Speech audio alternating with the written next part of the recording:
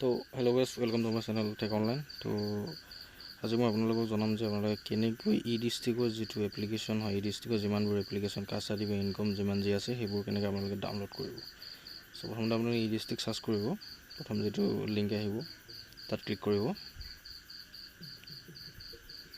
ইয়াত আপোনালোকে এপ্লিকেশ্যন নম্বৰটো টাইপ কৰি চাই ল'ব পাৰিব। ইয়াত চেক আৰু মই ডাউনলোড দুয়োটা প্ৰচেছ দেখাম আপোনালোকক।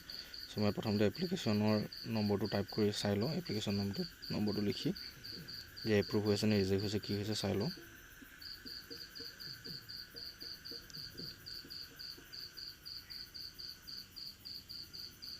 চ' মই লিখি হোৱাৰ পিছত ষ্টেটাছত ক্লিক কৰিলোঁ। ইয়াত আপুনি দেখা পাইছে যে এপ্ৰুভ হৈ গৈছে। চ' এপ্ৰুভ হোৱাৰ লগালগ মানে আপুনি ডাউনলোড কৰিব লাগিব। ডাউনলোডৰ প্ৰচেছটো লগতে মই দেখাই দিছোঁ এতিয়া। চ' মই এতিয়া কপি কৰি লৈছোঁ। চ' নিউ টেব এটা অ'পেন কৰিব। তাত আকৌ পুনৰ ই ডিষ্ট্ৰিক্ট চাৰ্চ কৰিব। ইয়াৰ মানে যিটো ই ডিষ্ট্ৰিক্ট A/C আছে তাত ক্লিক কৰিব। ইয়াত মানে আপোনাৰ আই ডি এটা থাকিব লাগে।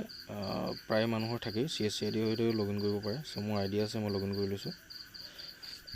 তো ইয়াত লিখা থাকিব এণ্টাৰ একনলেজমেণ্ট নাম্বাৰ বুলি। চ' মই ইয়াত লিখি দিলোঁ। চ' ইয়াত আহি গৈছে। চ' মই ডাউনলোডত ক্লিক কৰিলোঁ। Next download complete. So' that's it. আৰু ইয়াত এটা ছিগনেচাৰ থাকে, সেই ছিগনেচাৰটো কেনেকৈ ভেৰিফাই কৰিব লাগে সেইটো যদি আপোনাৰ চাব লগা আছে, মই আপোনাৰ যদি দৰকাৰ হয় কেনেকৈ ই ডিষ্ট্ৰিক্টৰ চাইন ভেৰিফাই কৰে দেন মোক ক'লেও হৈ গ'ল। মই এটা সেইটো ছেপাৰেট ভিডিঅ' বনাই দিম, কাৰণ অলপ প্ৰচেছটো লং হয়। চ' আপোনালোকে এইটো ভিডিঅ'ত জাষ্ট ই ডিষ্ট্ৰিক্টৰ এপ্লিকেশ্যন চেক কেনেকৈ কৰিব আৰু তাৰোপৰি আপোনালোকে কেনেকৈ কি বুলি কয় প্ৰিণ্ট কৰিব সেইটো দেখালোঁ।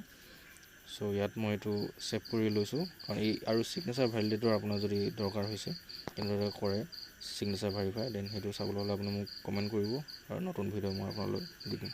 Thank you, that's it.